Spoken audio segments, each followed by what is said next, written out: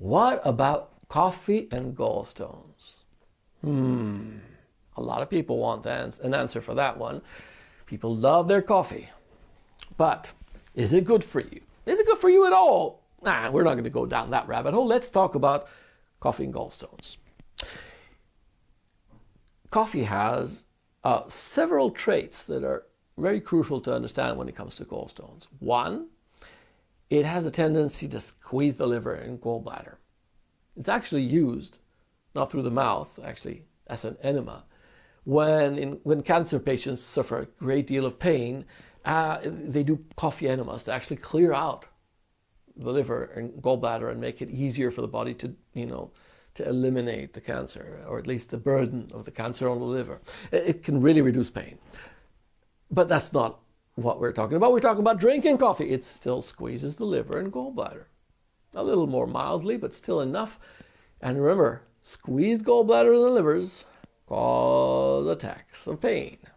So that's one good reason not to drink coffee if you have gallstones. The second one, coffee tends to make us urinate a lot.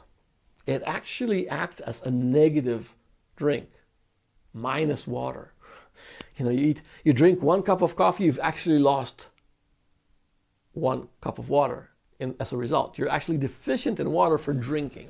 That's kind of ridiculous. And water is very, very crucial to keeping everything nicely diluted in the gallbladder and liver and reduce the gallstone growing. Maybe even stop it, maybe even start gently reducing them in size. You really do not want to lose those liquids. I mean, if you went to the Bedouin encampment nearby, I'm sure you have a few like we do, you'd see that they always give you a small cup of coffee and a huge cup of water next to it to balance it out. They know.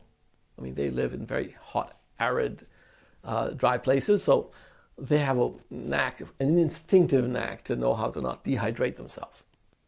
But most people drink their coffee, and don't ever see the water. Well, you're actually dehydrating yourself. And when it comes to gallstones, that means more gallstones, bigger gallstones, more trouble. Maybe kidney stones as a bonus. So, coffee's not really that good. Just one little tip, don't cut it, cold turkey. Don't just stop all your coffee unless you know from experience that you can do that without pain. There are quite a few people that when they cut down on their coffee will suffer strong headaches, which actually teaches you a bit more about coffee and how it affects the brain and circulation, things you don't really want affected in this way. So if you do have that, tendency to suffer for the reduction in coffee, just take it gradually. And that way, you'll probably reduce it fast enough to not get any, gallstones lodged, but slow enough not to have that lovely headache as a bonus. Okay, so that's coffee and gallstones.